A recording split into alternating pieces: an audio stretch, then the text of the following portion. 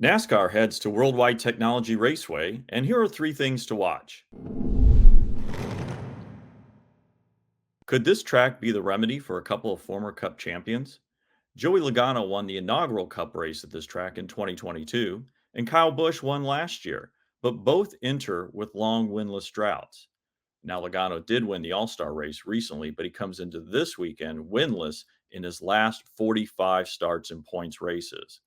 And Logano has struggled recently. He's failed to finish in the top 10 in the last six races, and he has fallen out of a playoff spot. But this track comes at a good time for him. He's never finished worse than third in the two races at this track. So, good opportunity weekend for Joey Logano, just as it is for Kyle Busch.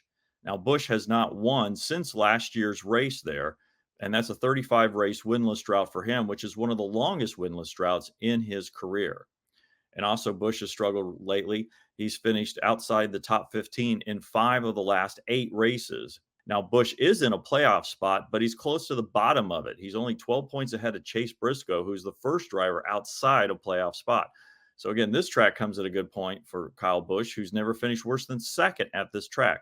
So, big weekend for Joey Logano and Kyle Busch if they can turn things around, get some strong finishes, or potentially win a race and get into the playoffs this weekend.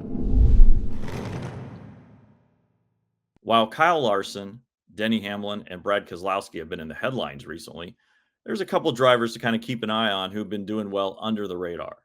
One is Alex Bowman, who comes into this weekend with 5 consecutive top 10 finishes, which is a career best mark for him. He also has 9 top 10 finishes this season, which is tied with his Hendrick Motorsports teammate, William Byron, for most this season. And it's nearly as many top 10 finishes that Bowman had all of last season. So let's see if Bowman can continue his streak and climb up higher in the points and get that win that he still seeks for this season. Another driver to keep an eye on this weekend will be Ty Gibbs. Now, Ty's had an up and down season, but it seems like he's back on the upside here lately.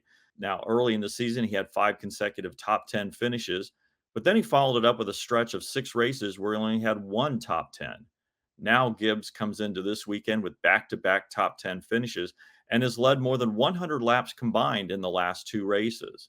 So, again, another opportunity for him to continue his momentum. And again, Bowman and Gibbs will be ones to watch that maybe you wouldn't normally be keeping an eye on, but certainly don't count them out.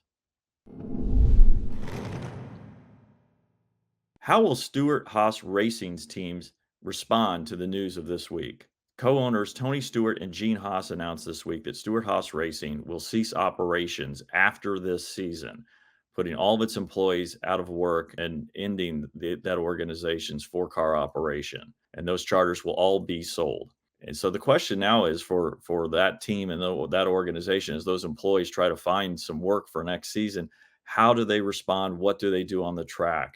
How does Chase Briscoe perform? How does Josh Berry perform? How does Ryan Preece perform? How does Noah Gragson perform? And all 4 of those drivers, none of those are in a playoff spot at this point in the season. Can they rally and get into the playoffs? Can they rally, score a win, which is something that Stewart-Haas Racing hasn't done since 2022 with Kevin Harvick? Or is this something that, for as dire a situation, as difficult of a situation is for all those employees there, will pull those teams apart and the performances will drop? This will be something to watch as these individuals try to look ahead beyond this season to find their future, but also still continue to work week in and week out and try to contend and challenge for top 10s, top 5s, and even a victory to earn a playoff spot. See what those Stewart-Haas Racing cars do, not only this week, but over the following several weeks. And that's what to watch for this weekend going into World Wide Technology Raceway. But don't forget, NBC Sports and USA Network's coverage of NASCAR begins very soon, beginning with the June 16th Cup race at Iowa Speedway. Hi, I'm Parker Kligerman. For more access like this from Pit Road, be sure to click and subscribe to the Motorsports on NBC YouTube channel.